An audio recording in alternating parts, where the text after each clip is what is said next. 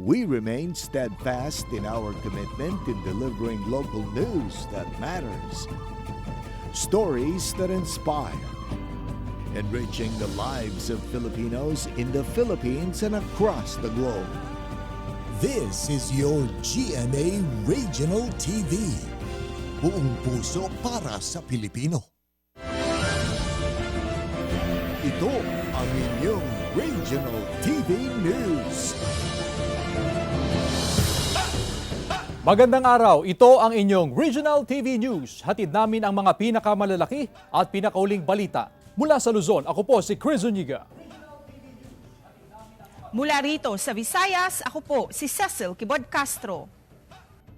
At mula naman dito sa Mindanao, ako po si Sara Hilomen Velasco. Sa pool sa CCTV ang pagbundol ng truck sa lalaking patawid ng kalsada sa Bugalyon, Pangasinan. Tutukan yan sa report ni CJ Turida ng GMA Regional TV 1 North Central Luzon.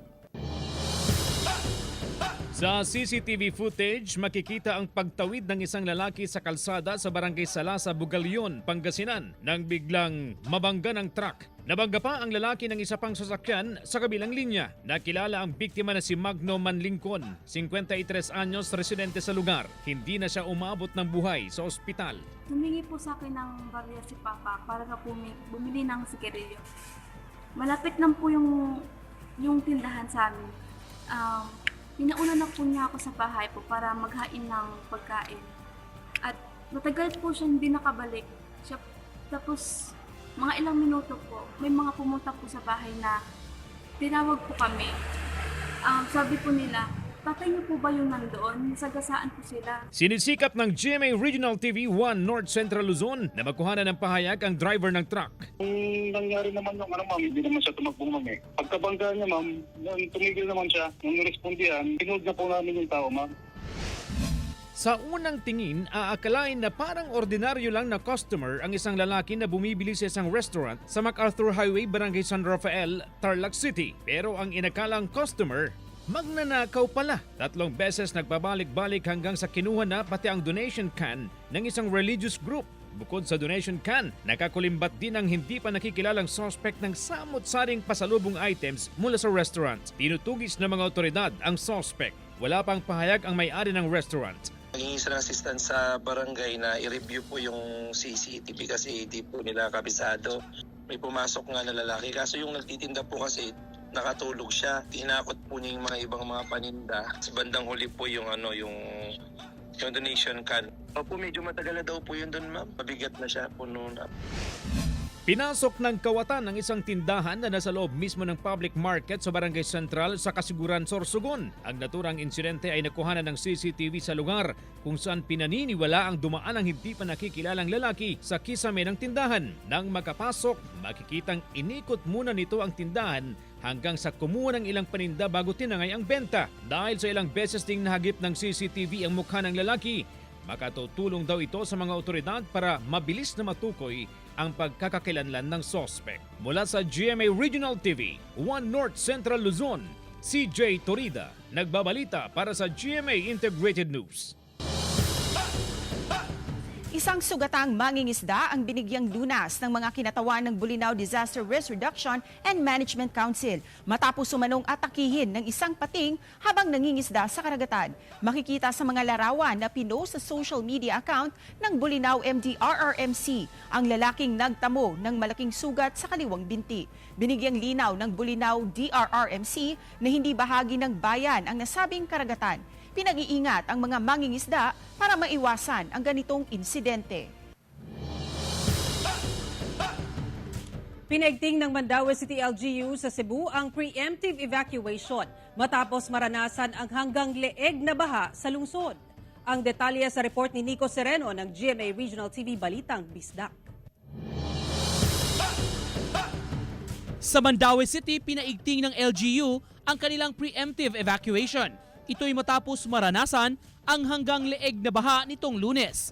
Kahapon ng umaga, nagtipon ang mga tauhan ng CDRRMO, team at Mandaue City Police upang pag-usapan ang mas pinaigting na mga protocols na ipatutupad. Napagdesisyonan ng otoridad na magpapadala ng miyembro ng disaster team sa mga bahaing lugar sa oras na aasahan ang malakas na ulan. Bumigay naman ang bahagi ng Legazpi Street sa Cebu City na nasa gilid ng itinatayong high-rise building noong Miyerkules. Bunsod pa rin ito sa walang humpay na ulan. Simula kahapon, puspusan ang trabaho para masigurong hindi nagagalaw ang apektadong lupa sa lugar. Gamit ang heavy equipment, agad na nilagyan ng cube o concrete block sa bumigay na parte ng kalsada.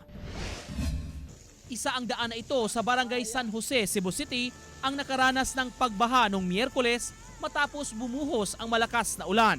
Sa lakas ng agos, nagkabanggaan ang dalawang sasakyan habang makikitang inaanod ang isa pang sasakyan. Halos lumutang na rin ang mga sasakyan sa parking lot ng isang mall sa Cebu City ilang oras matapos bumuhos ang ulan noong Lunes. Ayon sa Department of Engineering and Public Works o DEPW, dahil ito sa dami ng tubig ulan. Agad na isinagawa ang clearing operations sa iba't ibang waterways sa lungsod kahapon ng umaga habang mainit ang panahon. Naabutan ng GMA Integrated News ang pagkuha ng mga nakabarang basura at nakatambak na lupa mula sa mga culverts at manhole. Bunsod pa rin ng malakas na ulan, tuluyang gumuho ang lupang kinatitirikan ng bahay sa Lower Talamban, Cebu City nitong Miyerkules. Ang bahay ay nasa gilid ng Talamban-Canduman Bridge. Ang dalawang palapag na bahay ay pagmamay-ari ng pamilya Seno na ipinatayo noong 2006. Ayon sa may-ari ng bahay, ang bitak na culvert malapit sa kanilang bahay ang dahilan kung bakit bumigay ang lupa. Nailiki ang iburnal murag ang riprap gali. So nahinay siya kapakpak, andun na inana siya sir. Sa kadugay ning balaya pila nak bagyo na agyan ani, wa doon siya na naunsa gali. Oh. Tungod adto na yung burnal. Paliwanag ng Pag-asa, ang mga pag-ulan sa Kabisayaan ay dulot ng epekto ng habagat at localized thunderstorms. Mula sa GMA Regional TV Balitang Bisdak, Nico Sereno nagbabalita para sa GMA Integrated News. Grupo ng mga manggagawa sa Calabarzon umalma sa bagong inilabas na wage order na 35 hanggang 50 pesos na aumento sa arawang sahod. Ang detalye sa report ni Paul Hernandez ng GMA Regional TV Balitang Southern Tagalog. Kung hindi raw pagsasangla ng ATM, pangungutang sa katrabaho at kakilala ang ginagawa ng 51 anyos na inang si Jessica. Aminadong hindi sumasapat ang kita niya bilang production operator sa isang manufacturing company sa Cavite. Sa 20 taon sa kumpanya, inaabangan niya raw parati ang aumento sa sahod na inaatas ng pamahalaan. Sunod-sunod na po na pagtaas ng bilihin.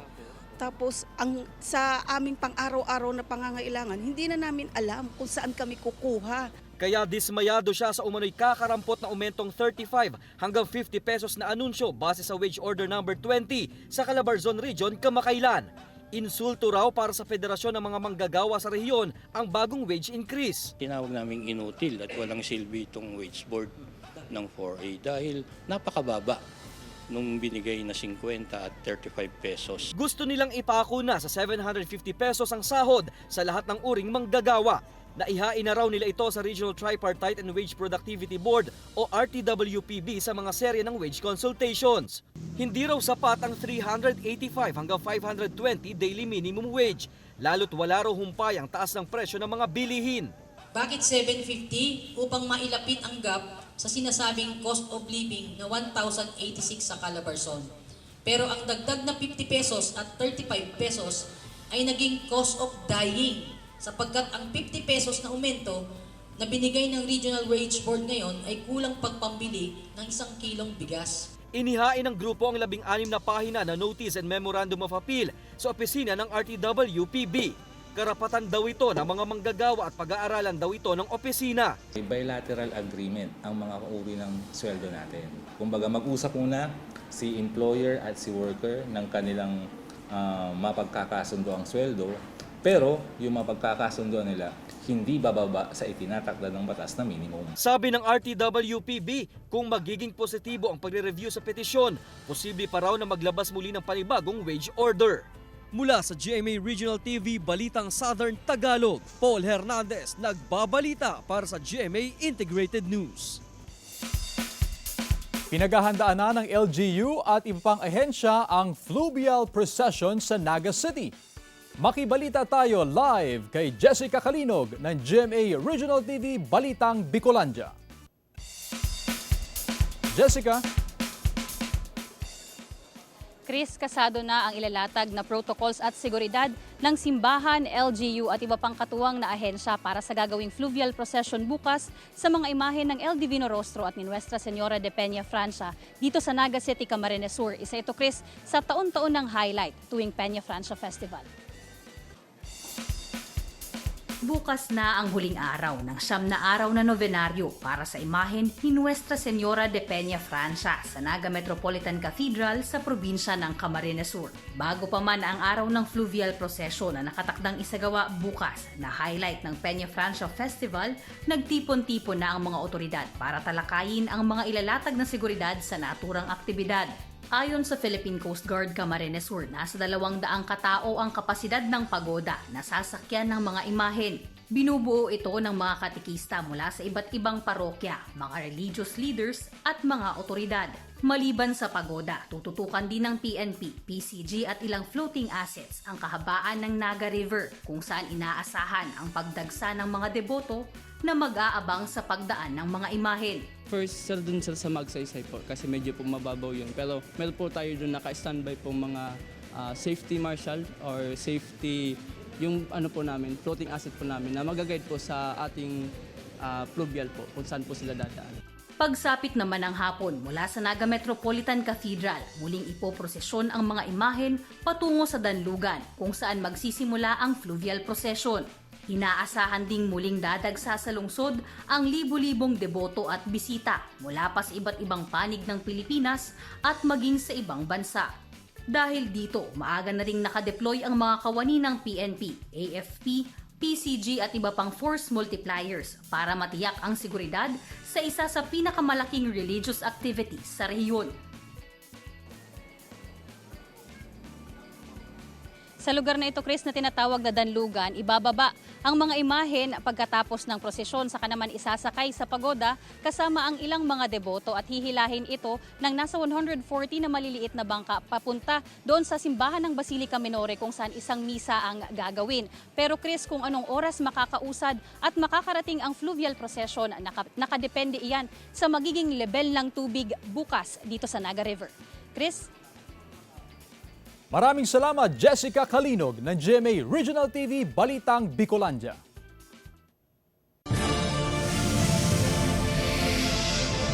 Ito ang inyong Regional TV News.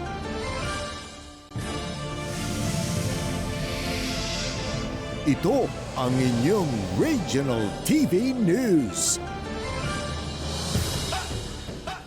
Mahigit 30 bahay sa Silay City, Negros Occidental na sunog. 35 mag-anak apektado. Nakatutok si Eileen Pedreso ng GMA Regional TV 1 Western Visayas. Makikita sa aerial shots na ito ang lawak ng pinsala na iniwan ng sunog sa barangay Mambulak sa Silay City, Negros Occidental. Huwebes ng madaling araw nang sumiklab ang sunog sa lugar. Mabilis na lumaki at kumalat ang apoy na tumupok sa 31 bahay na karamihan ay gawa sa light materials. Maliban sa birth certificate at diploma ng kanyang anak, wala nang nasalba pang ibang gamit si Roseanne. Ako ni nga gawon, pag panaog ko sa balay, ang nanay ko man sa baybay mo. Tiyan mo lang itong nabutong ko nga ginkaptan ko kabana ko nga manaog na kayong kalayo ara na. Ayon sa mga residente, posibleng problema sa linya ng kuryente ang pinagmulan ng apoy. Nagkapit kanay ang kuryente, amo to siya nalinan. Kaya ang tao ay napaperasyon, kaya gakaran-karan na, hindi na madala sa sabya. Aminado ang Silay City BFP na hamon ang pagpasok sa lugar at pag-apula sa apoy dahil sa makitid na kalsada. Kaya importante raw na magkaroon ng fire hydrants sa mga barangay. With regards sa mga fire hydrants, no, dugay na namon gina-request na may ara gid man na galing kay tungod man sang aton nga water system man bala nga hindi man ka nga hinay bala nga dapat kinahanglan gid siya sang mga dagko mga hoses. Kasalukuyang nananatili sa evacuation center ng barangay ang 35 pamilya na apektado ng sunog.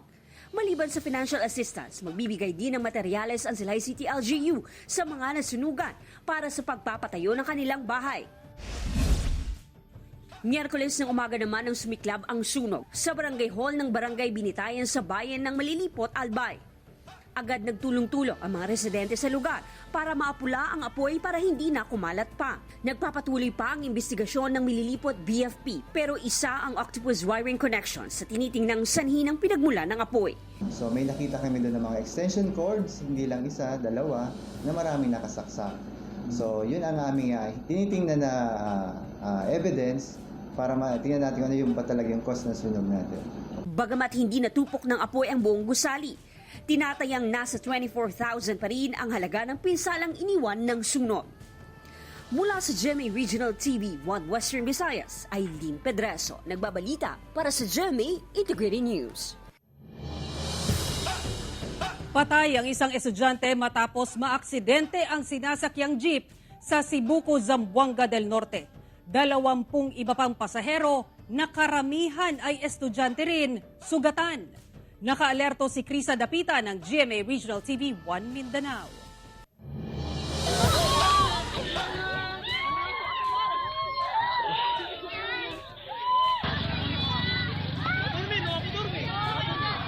Nakahandusay pa sa highway ang mga estudyanteng ito. Ilang sandali matapos maaksidente ang sinasakyan nilang jeep sa Barangay Paniran, Sibuco, Zamboanga del Norte.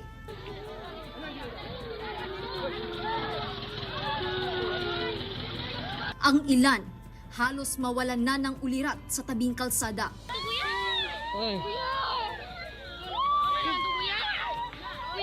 Ang iba, ginamit na ang sariling uniforme para takpan ang nagdurunggong binti ng kaklase.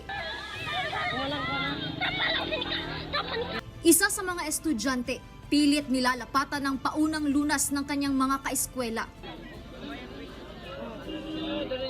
Jad, okay na ka, Jad! Kalmaan nyo! Kaya nyo! Isa sa mga estudyante ang namatay na kinilalang si Junray Ramos, 16 na taong gulang. Mahigit 20 ang nasugatan sa aksidente. Sa investigasyon ng pulisya, nawalan umano ng preno ang jeep na minamaneho ni Larry Uray, 59 na taong gulang, nang dumaan sa pababang bahagi ng kalsada ng naturang barangay. Nang mangyari ang aksidente, nasa tuktok daw ng jeep na kasakay si Junray na tumilapon nang tumagilid ang sasakyan. Pabahaga siya, siguro overloaded kay ang pasahero gina to puros estudyante. Ang bilis dyan dito naara sa upat ka tao. Manang uban daw, base sa nakakita, nasa taplo, ang uban ikabit. Kay last night naman gusto siya nga biyahe. Maong nangyawat na po mga estudyante nga makasakay. Sumuko ang driver ng jeep sa Sibuco Municipal Police Station. Ayon sa pulisya, hindi na umano kakasuhan ng pamilya ng namatay na biktima ang driver. Pero wala pang pahayag ang iba pang pasahero kung magsasampa ng kaso laban sa driver. Mga inaot ng maulian na dali. Pero maka-eskwela po sila balik. Salamat po sila. Nakasabot na po sila ito ang aksidente na ito. Pagpunta ko ito. I-interview na ko ang mga pamilya sa kuan. Dili ra daw sila mo pataka o gasto. Basta ang ilahan lang gusto is tabangan na sila sa gasto sa ospital. Kung nikasalig mo po ang kuan, sila ray mo shoulder sa gastuhon sa ospital. Mula sa GMA Regional TV 1 Mindanao, Krisa Dapitan, nagbabalita para sa GMA Integrated News. Mga kapuso, sa mga gustong magpalamig ngayong weekend, pasyalan natin ang Baguio City na may bagong atraksyon para sa mga turista. Magulat doon live si Jasmine Gabriel Galban ng GMA Regional TV 1 North Central Luzon. Jasmine? Chris, 101 days pa bago ang araw ng Pasko pero sa lungsod ng Baguio, dito sa aming kinaroroonan ay pwede nang bisitahin ng iba't ibang Christmas pasyalan. Merry Christmas! Merry Christmas! You heard it right, kapuso. Damang-dama na nga ang Christmas spirit sa isang parke sa Mexico, Pampanga. Tinawag na Holiday Magical Park, kung saan tampok ang iba't ibang atraksyon at activities na sulit sa barkada at pamilya. For me po, sobrang helpful po nitong pasyalan na to kasi po stress reliever po sa amin mga students. Yung lalo na po yung mga lights, yung mga ganun po. Pwedeng makisaya sa Candyland, kung saan highlight ang mga naglalakihang candy sa chocolates. Meron ding Christmas dome, snow globe, go-karts, makipagkulitan sa pantomimes at Christmas soldiers. At syempre, hindi pwedeng mawala ang food trip sa food park. Aabot sa 50,000 na individual ang kayang ma-accommodate sa 6 hectares na Christmas park. Isa na namang panibagong atraksyon sa Baguio City ang binuksan sa publiko ng lokal na pamahalaan. Ito ang Reflection Pool Fountain na makikita sa Upper Right Park sa lungsod. Mai-enjoy ang mga nakakabanghang ilaw na sinasabayan pa ng saliw ng musika habang namamasyal sa parke. Tiyak na isa na naman ang dancing fountain sa mga dadagsain at kagigiliwan, hindi lang ng mga residente, lalo na ng mga turista. Chris, sa aking likuran, makikita natin yung mismong Right Park Reflection Pool. Ayan na yun mismo. Yan yung stretch. And actually, Chris, ngayon nga na kahit na maaga pa, may mga turista pa rin na nagpupunta dito kahit na sabihin pa natin na wala pa mismo yung fountain show. May mga turista na nagpupunta. Ang kagandahan dito, Chris, ma-enjoy mo talaga kasi yung ganda ng lugar at sinasabayan pa syempre ng napakalamig na panahon. So syempre sa oras na to, sabi ko nga may mga turista na nagpupunta rito. So alamin natin, hi ma'am, good morning. Ma'am, pwede ba kitang lapitan? Ayan, dito tayo ma'am. Ma'am, taga saan po kayo ma'am? Taga Pangasinan lang ma'am. Yes ma'am. Kaprobinsyahan. Ma'am, kumusta? Kumusta ang pag-visit sa Baguio City? Especially ma'am, dito sa Right Park, kung saan eto nga, yung napakagandang reflection pool ma'am ang tumatambad sa atin sa ngayon ma'am. Oh, well, we are fascinated na makita ulit ang Baguio City, especially here in Right Park. So, yun, nag-enjoy kami kasama yung family ko. So, tapos first time din ng ibang mga bata na kasama namin dito sa Right Park. So, yun. Hanggang kailan kayo, ma'am? Ma'am, one day visit lang po. Mamayang gabi nandito pa kayo? Hopefully, yes. Sana, ma'am, para makita nyo ng personal, syempre, yung ganda ng reflection pool mamaya, ma'am, di ba?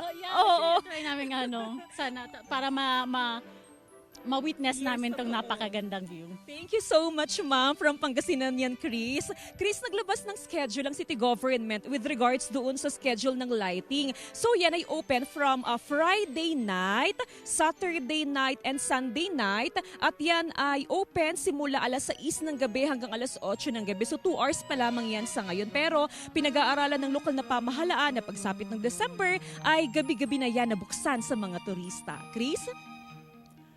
Maraming salamat, Jasmine Gabriel Galban ng GMA Regional TV, 1 North Central Luzon.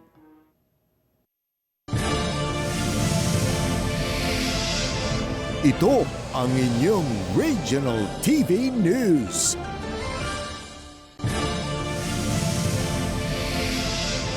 Ito ang inyong Regional TV News.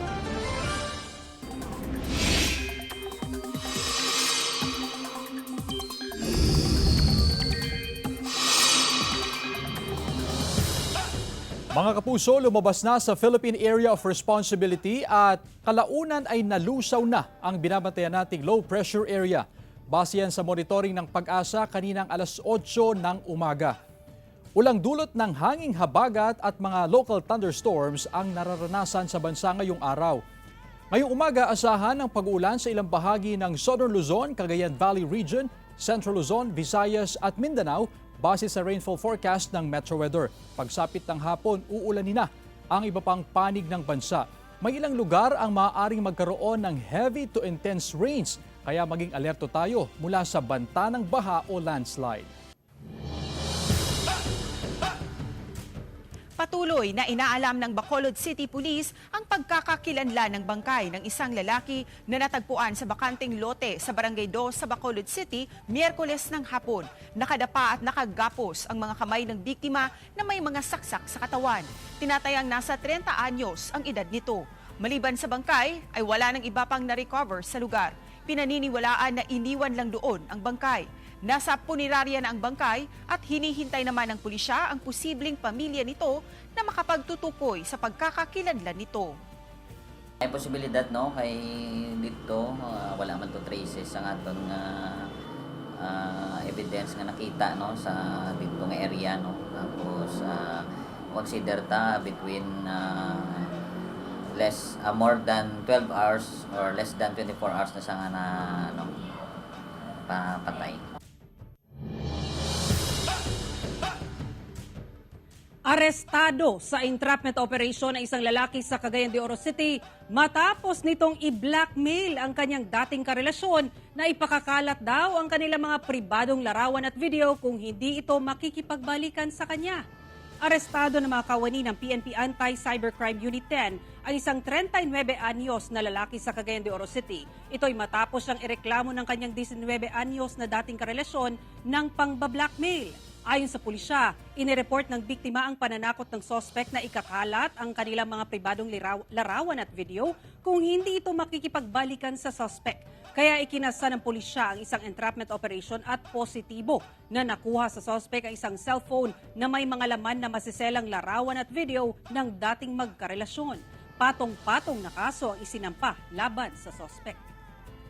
Ang atong mensahe sa tanan nga naay mga inani kung na maghimo manggali sila o kalipay, dili na lang nila videohan. O katopong nanay mga video o gihimo pareha inani nga gihadlok sila, dili sila angay mahadlok.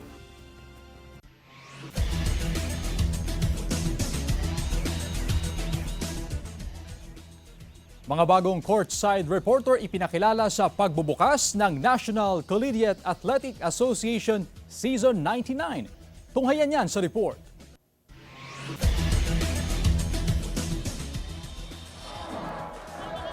Sa pagbubukas ng bagong season ng National Collegiate Athletic Association o NCAA, may new faces na rin na maghahatid ng latest happenings in and out of court. Ang mga bagong NCAA Season 99 courtside reporter. Via Zoom, winelcome sila ni GMA Network Senior Vice President at Head ng GMA Integrated News, Synergy and Regional TV, Oliver Victor B. Amoroso. Kasama sila NCAA hosts Anton Rojas, Martin Coach Hammer Antonio at Martin Javier.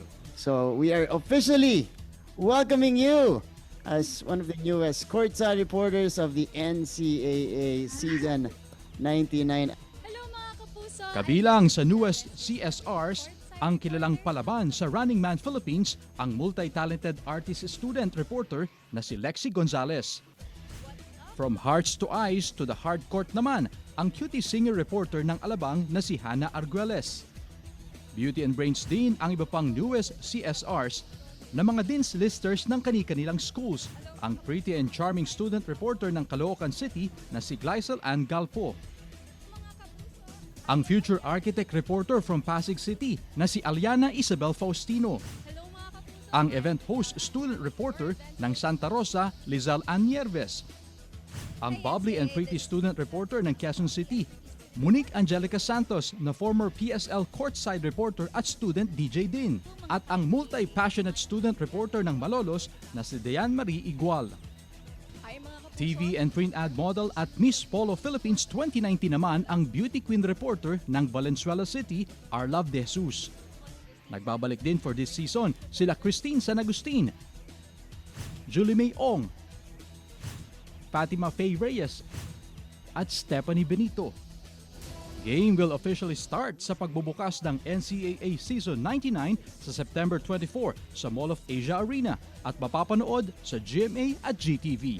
Mula sa GMA Regional TV 1 North Central Luzon, Chris Zuniga nagbabalita para sa GMA Integrated News. Samantala, mapapanood niyo po ang episode na ito sa official website ng GMA Regional TV, www.gmaregionaltv.com. Pwede rin kayong bumisita sa aming official YouTube channel, GMA Regional TV, at i-click ang subscribe button para sa pinakamainit na balita mula sa mga rehiyon. Nais naming pasalamatan ang mga kapuso sa iba't ibang panig ng Pilipinas, maging ang mga kapuso natin abroad. Dahil sa GMA Regional TV, Local News Matters. Kami ang Regional TV News, buong puwersa para sa mas malaking misyon at mas malawak na paglilingkod sa bayan.